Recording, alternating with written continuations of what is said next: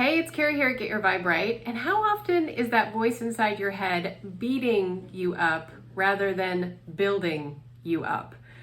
If you're anything like me, you probably have a pretty healthy inner critic. One of the reasons why I talk about the inner critic so much is because I have had to work so hard to overcome the negative dialogue inside my head that is constantly telling me I'm not good enough, I can't do it, I'm not pretty enough, I'm not thin enough, I'm not whatever enough.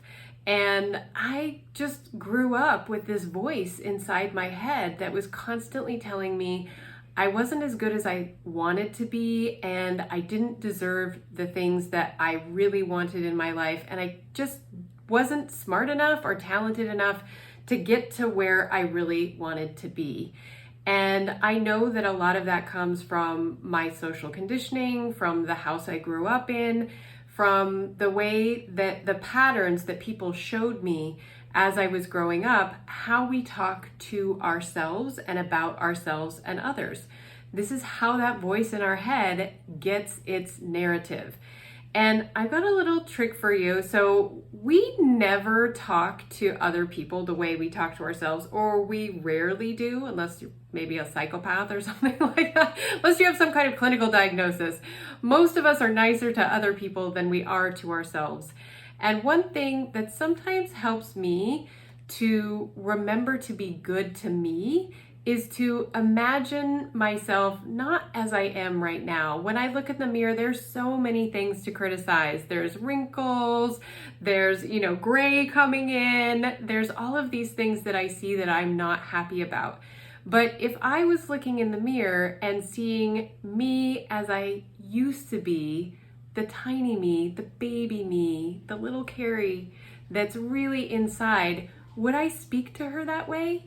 Would I look at this little girl and would I say how tired she looks, how run down, how lazy she is, how much she doesn't get done, how much she's not worthy of love, how much other people are talking about her or don't like her, or that she shouldn't have had that piece of chocolate cake? Never, never, ever would I talk to this little beauty that way. And we forget we're still this version of ourselves. We are still this in our hearts. Our soul doesn't age. It doesn't get gray hair. It doesn't get wrinkles. We're always this.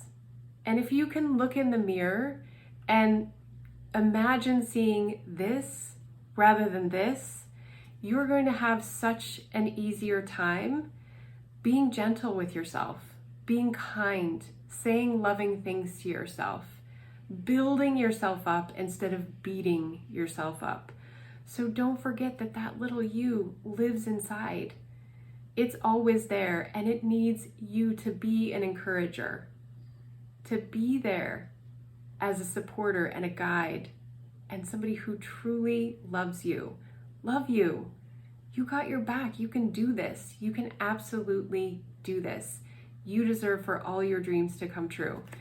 She or he deserves for all their dreams to come true. So keep that in mind the next time you're looking in the mirror. And I bet you can change that self-beat up to self-build up. I can see the stars align, dance around the moon every